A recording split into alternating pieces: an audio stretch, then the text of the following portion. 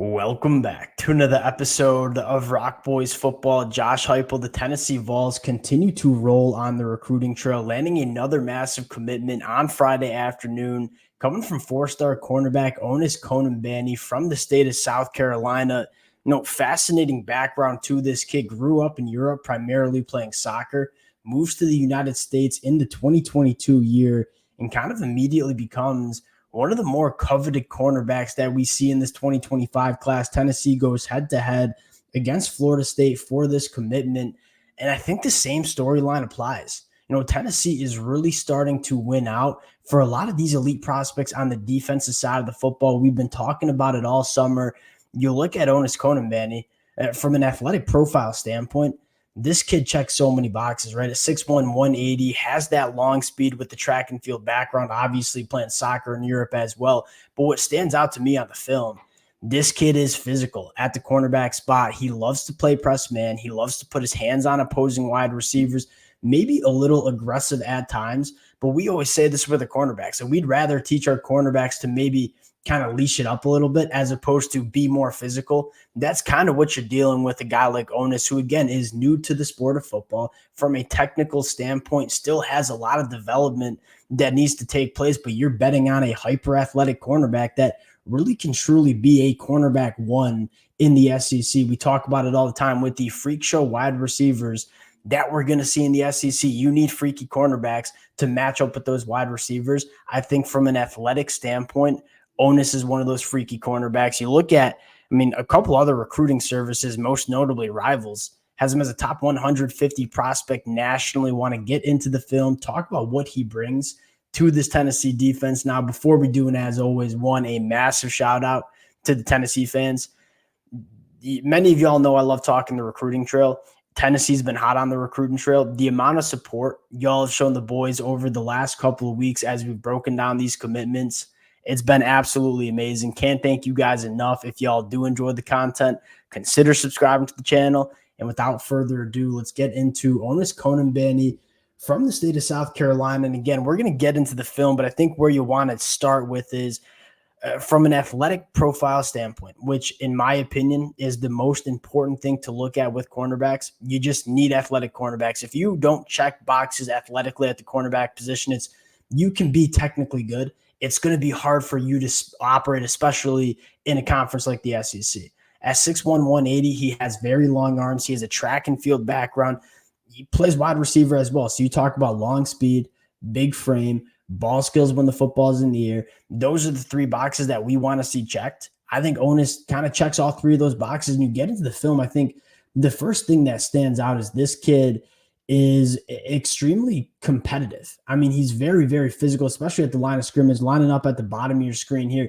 He wants to put hands on opposing wide receivers. That's the thing he wants to do, and that's when he's most comfortable. Maybe a little aggressive with the hands, but I don't think it bothers me. Right in the hip pocket of the wide receiver. And again, when that football's in the air, you take a look at the body control. I don't think this interception counted, but you take a look at how fluid he is and how comfortable he is playing the football in the air. That's kind of what stands out to me about Onis. And again, very, very, you see the ability to kind of match up and stay in the hip pocket in man coverage with wide receivers, fluid in his back pedal, fluid with his transitions. And again, when that football is in the air, we're going to get our head turned around. We're going to find the football and go make a play on it.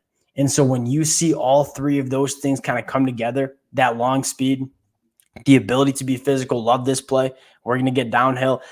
Very heady cornerback for somebody who's only been playing the sport of football for a couple of years. Like, he's quick to identify a lot of things that happen in front of him. Competitive getting off blocks, not nearly good enough effort by number one here on the screen. And we're getting downhill, making a play. He even pointed to himself saying, that's on me. Operates from a lot of different spots on the defense too. See him kind of playing that nickel role as well. Hip pocket, using that length to get to the football. Again, I think this kid checks a lot of boxes, plays extremely, extremely hard. You're going to see a couple of really impressive hustle plays as well. So I think the makeup is exactly what you want. Again, firing downhill, closing the distance between himself and the pass catcher really, really quickly. This is something really important at the cornerback spot where you have to be able to close on throwing windows exceptionally well. Onis can do that. Firing downhill, not afraid to be physical at the point of attack. That's something that really stands out as well. Then you get a chance to kind of just notice the athletic traits, the quick twitch, the ability to make people miss. He's not going to play wide receiver for Tennessee, but you see the athleticism and how juiced up this kid is from a quick twitch standpoint. That's really important at the cornerback position as well. You continue to roll through the film and say, we're setting the edge here, going, making plays. He's tough in the run game. You see a little bit of the hustle. This is where you get to appreciate how fast this kid is. I mean, when you see him decide to turn it on here, he can absolutely cook. And so the long speed at 6'1", 180, it's certainly there. I'm a really big fan of Onis, and I think what I'm a bigger fan of is that when you take a look at Tennessee in the 2025 class, I mean, they're just checking a lot of boxes, right? You have your crown jewel quarterback, right? George McIntyre was the guy Josh Heupel wanted really from the jump in this 2025 cycle. He's committed to Tennessee. You obviously have the number one offensive tackle, personally, in my opinion, one of the best offensive tackle prospects we've seen in a very long time coming out of high school in David Sanders Jr. But what kind of stands out to me is what they're doing on the defensive side of the football. You know, Lonzo Hayward, Marion Dye, Ethan Utley on the defensive line. You kind of know that Tennessee is going to be able to fill it up in terms of the offensive skill, right? Deshaun Brown, Mikey Matthews in the 2024 class, guys like George McIntyre, Faison Brandon. There's going to be a line out the door to play on this Tennessee offense as long as Josh Heupel is your coach. I think the biggest thing we wanted to see Josh Heupel, kind of put it together with is, hey, can we get the difference makers on defense to kind of close that gap between Georgia and Alabama? You take a look at the last couple of classes, guys like Jordan Ross, guys like Boo Carter, they're getting legitimate difference makers on the defensive side of the football, specifically on the line of scrimmage, to really compete at the highest level in the SEC. That is extremely important, and that's what Tennessee is starting to do.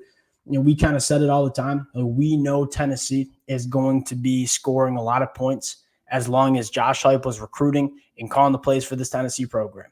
I think the big thing where Tennessee can emerge as that legitimate SEC contender every single year is how well can you recruit the rest of the position, specifically on the defensive side of the football. Can we start looking like Georgia on defense in terms of the athletic profile and the athletes that we have on defense? You're starting to see Tennessee do that on the recruiting trail, and you're starting to see it manifest itself on the football field on Saturdays. And you take a look at how we talk about Tennessee heading into 2024. Yes, all the conversation wants to go to Nico and this offense.